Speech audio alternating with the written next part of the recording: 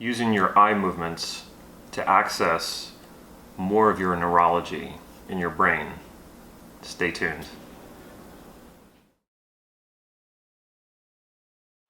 Damon here with NLP Gym. We're going to have some fun with more eye movement integration. Before we get into that though, if you haven't already, please click subscribe to this YouTube channel so you can get these videos on a regular basis. Once again, I have Natasha here to help me demonstrate this, and she has no NLP experience and hasn't gotten any since the last time we did a demonstration. And you've never done any eye movement integration, right? Okay. You can use eye movement integration for something that has traumatized you. A lot of times it's used for PTSD, that sort of thing. And we're not going to do that. We're going to make this a little more gentle and a little more fun. Have you ever had to make a hard decision? Yeah. Okay. Do you have any decisions that you have coming up? And now you don't have to tell me what they are. That's the cool part about this. This is completely content free if you want to make it that way. Do you have any hard decisions coming up, or things that you're struggling with, or maybe you feel like you have you're in a bit of a dilemma? Okay. Now, when you think about that decision, how do you know that it's there? Like, how do you represent that? What do you see, hear, or feel?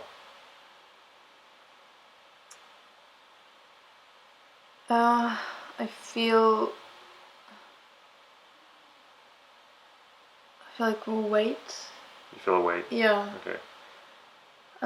So what are you seeing or hearing that's letting you know, or what's triggering that feeling of having a weight?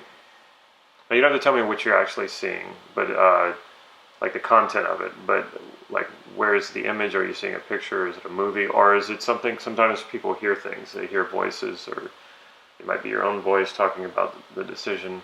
No, it's not a voice. It's probably seeing images. Seeing images? Yeah. That let you know what the decision is about? Okay. And then from that you get an experience that feels heavy. Okay. So that's all we really want to know. We don't have to know too much more about this. So what we're going to do now is I want you to track my fingers as I move them. Not right now. While you think about this decision. And so when you're thinking about this decision, you should be seeing the image of whatever it is, and you should feel the feeling. Now, you don't have to hold on to the feeling, but just keep the decision in your mind. And we've already explored that. The way that you keep that decision in your mind is by you see some sort of image or a movie, right? Okay. So think about that. Go ahead and feel it a little bit, whatever weight and tension that you experience. And then look at my finger, or two fingers might be a little bit easier. So as you think about this, just look at my fingers and think about this decision, and think about this decision, and think about it. Keep thinking about it. Okay, let me go back the other way. Keep thinking about the feeling. Okay, just keep going.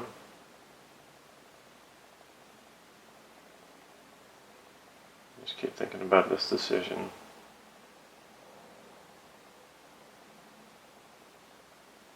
Just let it go.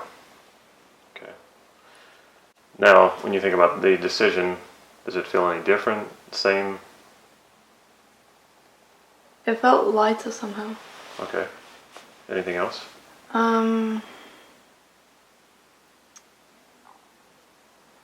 Felt less.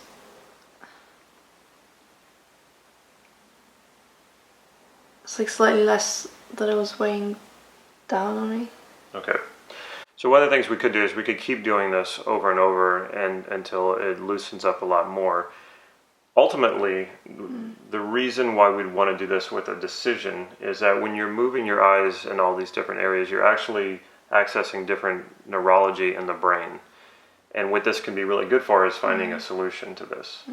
If you feel like you're in a decision where you know, when we're caught in a kind of a conflict like that, I'm assuming in this case, and if it's not, tell me if it's different, if you make one decision, something that you don't want to happen can happen. If you make a decision the other direction, something that you don't want to happen can happen that way.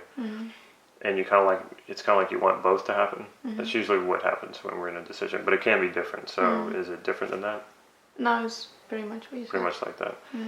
So when you move your eyes around like that, you can access different parts of your neurology in your brain, which can then free up some of the weight and the tension, which then oftentimes leads to solutions or resources.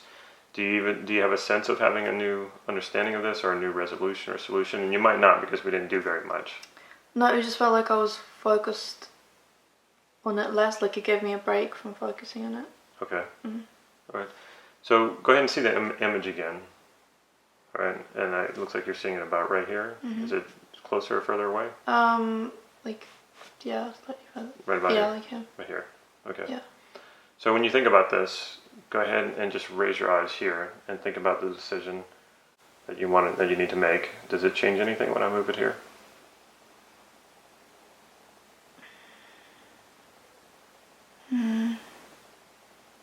I don't think so.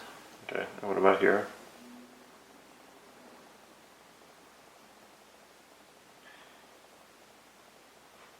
It feels slightly lighter. Okay. And then here?